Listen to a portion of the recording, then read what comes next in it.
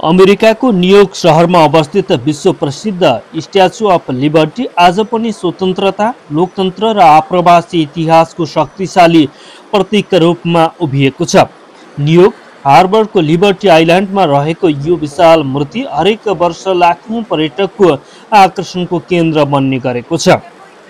Statue of लिबर्टीको औपचारिक नाम liberty in lightning the world हो। यसको निर्माण फ्रान्सले गरेको हो र अमेरिकाको स्वतन्त्रताको 100 वर्ष पुरा भएको अवसरमा फ्रान्सले अमेरिकालाई उपहार स्वरूप प्रदान गरेको थियो। मूर्तिको उद्घाटन सन् 1886 अक्टोबर 28 मा गरिएको थियो। यस मूर्तिको डिजाइन फ्रान्सेली मूर्तिकार फ्रेडरिक अगस्ट बार्थोलेटीले गरेका थिए भने यसको भित्री संरचना प्रसिद्ध इन्जिनियर गुस्ताव आइफलले तयार गरेका थिए, जो आइफल टावरका निर्माता पनि हुन्। मूर्ति तामाबाट बनाइएको छ, जसको उचाइ आधारसहित करिब 93 मिटर 305 फिट रहेको छ। स्ट्याचु अफ लिबर्टीको दायाँ हातमा मशाल रहेको छ, जसले स्वतन्त्रताको प्रकाशलाई प्रतिनिधित्व गर्छ।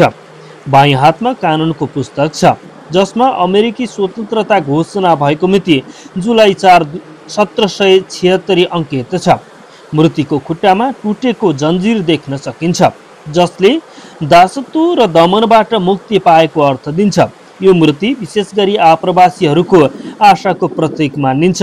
19औं र 20औं शताब्दीमा युरोपबाट अमेरिका आउने आप्रवासीहरूले सबैभन्दा पहिले देख्ने दृश्य यही मूर्ति थियो, जसले उनीहरूलाई नयाँ जीवनको आशा दिएको इतिहास छ।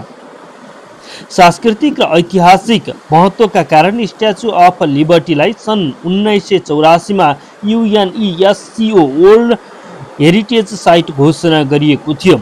आज यो अमेरिकी इतिहास, स्वतन्त्रता र मानव अधिकारको विश्वव्यापी चिन्हका रूपमा स्थापित छ। हाल पनि स्ट्याचु अफ लिबर्टी न्युयोर्क सहरको पहिचानको केन्द्रमा रहेको छ र अमेरिकाको मूल्य मान्यता झल्काउने ऐतिहासिक सम्पदाका रूपमा विश्वभर